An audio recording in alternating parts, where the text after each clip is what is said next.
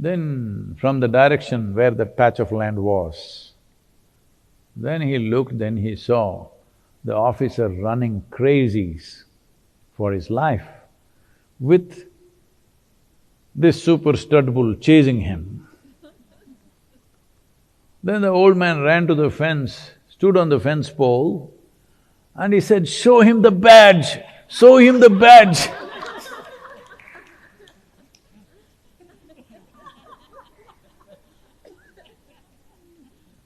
Please, don't flash your entitlements in the face of the virus. It's non-discriminatory.